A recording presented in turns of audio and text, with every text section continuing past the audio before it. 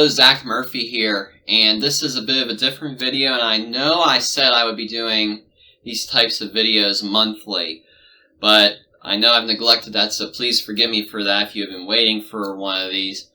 But this video is a book review and high recommendation. And not many books that I will be reviewing on this channel are written by authors that I personally know. But this book is one of those few exceptions. And this book is written by a great man of God that I have tremendous respect for, Dr. J.P. Price. His ministry is Mercy Hill Ministries in Blairsville, Pennsylvania. He is an author, a teacher, a pastor, and a mentor to many. He is someone who has also helped me on my walk with God, growing closer to God and walking in discipleship. He was and still is a willing vessel for God to pour into my life and to many others. So someone I am tremendously grateful to know. And the book I'm recommending he has written actually a couple books, and there's volume 2 of this one on the way, which I believe, and forgive me if I'm mistaken, but I believe it will be out towards the end of this year, around the fall, from what I've been hearing. But this one is The Power of the Risen Spirit, Volume 1, Understanding the Law of Life. And it's a pretty thick read. I actually did not take note of the page count, but I will now. 254 pages. And it goes into great detail. One of the great things that I appreciate about Dr. J.P. Price is when he writes books or when he does teaching sermons, he always lays down each truth as a layer and he builds upon it, so no matter where you're at in your walk with God, you will be able to easily understand some very deep spiritual truths and how to apply them. And I'm going to put links to more information about Dr. J.P. Price and his book in the description of this video so you can get a copy for yourself. I highly encourage it. I think it's a book every believer should read, regardless if they are new to the faith or if they've been a Christian for 10, 20 years. I think it's a crucial book to walk in newness of life. And in short, this book he wrote, it talks about the law of life, and he explains the establishment of that law from the book of Genesis. And he dives deep into how the first man, Adam, sinned, and because of that, the seed of mankind became corruptible, and hence this is why you need to be born again, because you have to be born again of incorruptible seed, which is only through the last man, Adam, Jesus Christ, and praise God for that. And that is just a short gist of the book, but you have to read the whole book because he lays this out so incredibly well. And this is also a book that I must say can be a challenging read, even for someone that's been in the faith, because it will challenge some of the traditional things that you may have been taught being brought up in the church. Not that all those things are bad, but this book will encourage you to be like the Bereans in the book of Acts and really study the Word of God and not just go off of what has been traditionally taught for years, because many of us know that the church at large has not come to what it should be, as we see the first century church in the book of Acts, what they operate in versus what we operate in. More and more people are thankfully becoming aware of that and starting to do that, but we still have a lot of room for improvement. And one of the things that's great in this book is at the end of each chapter he has some reflection questions, which I think that's a great idea, and that's a great idea for kind of in a way being able to interact with the author in a sense. And I'd like to share a few quotes from this book here. Some things that really stood out to me. I could go on talking about this forever, and I really don't want to because I want you to get this book. I don't want to give too much away because there is so much truth in this book here. But let me just share some thoughts here.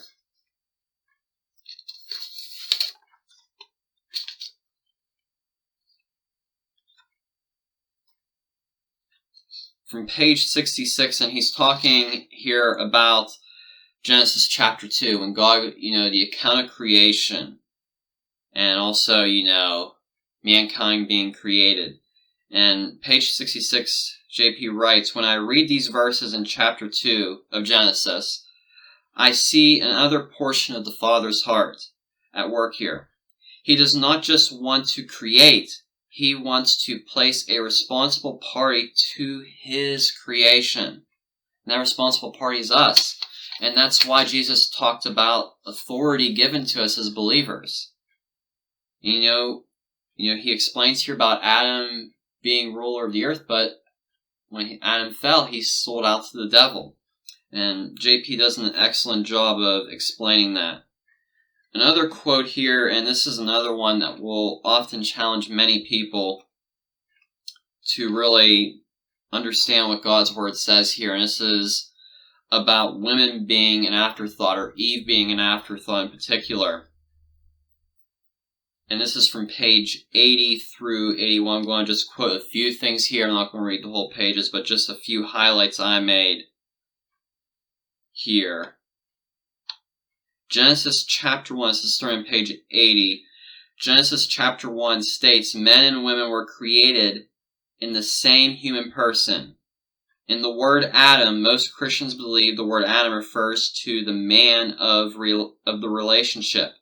In reality, the word Adam, or man, in verse 26, and he gives the Hebrew original there, which literally means, the literal meaning of that word is collective being. And I want to jump down to page 80 here. So if male and females were designed in the same being from the beginning, as Genesis clearly states, that means dominion was given to both man and woman in the collective being. And I hope that encourages you to read that book, because there's so much truth in that right there. Especially for people who believe that women should not be in ministry. And that all stems from taking Bible context seriously, because there is no distinction in Christ Jesus from male nor female, slave nor free. We are all one in Christ Jesus. And who was the person that went to the disciples and said that the tomb was empty? It was a woman. And, there's many examples. Some people even think Priscilla wrote the book of Hebrews, which would make sense since there is no name mentioned of the author because of issues going on back in the day. But anyway, let me share another quote here from page 104.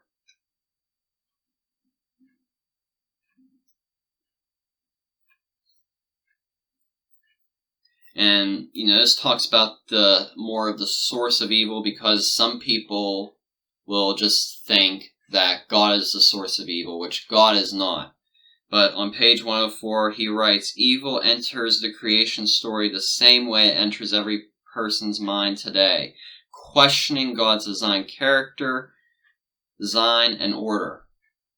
That's how evil enters in. It's not something that originates from God. And he goes into great detail about the fall of Satan. And one last quote to leave you with from this book. And this is page 206 here.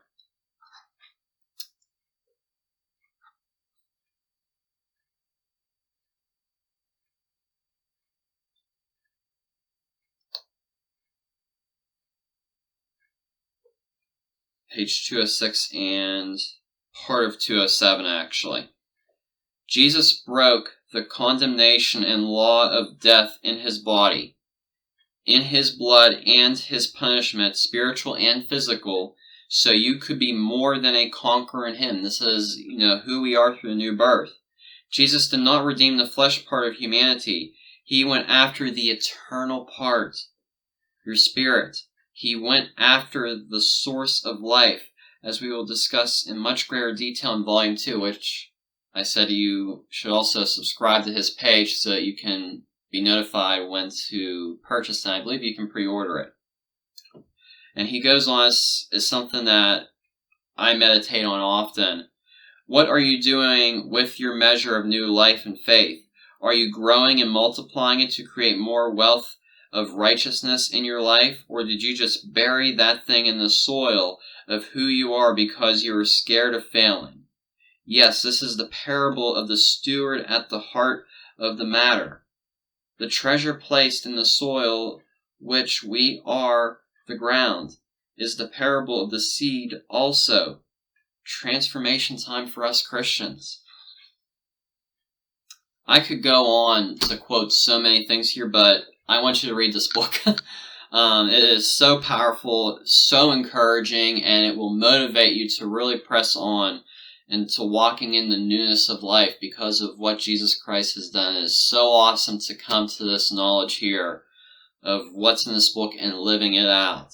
This is probably a book I'll read several times here, to be honest with you, because I think every time you go through this book, you will just come to a new level of understanding and, meditating on these things also. Just like you meditate on the Word, meditate on these truths in this book and really let that rise up in you through the new creation. Just cultivate that in your life. And I believe this is a book that will help every believer transform their life into walking a godly life. That's all I have for this book review. I highly encourage this book here. It is a well-written book. Someone I personally know, so, I can't say I could go on to talk about much more about this book, but as I said, I don't want to give too much away because this is a book I think every Christian should pick up and read. So check out the links below. So you can check out JP's ministry and also check out this book. And he has another book called Materializing the Mind. Forgive me if I am... Actually, I think it's actually in the back of the book, the other one he wrote. I want to make sure I say the title right. Materialize the Mind. Just want to make sure I had that right. But that's another book he wrote, and I would commend that one also.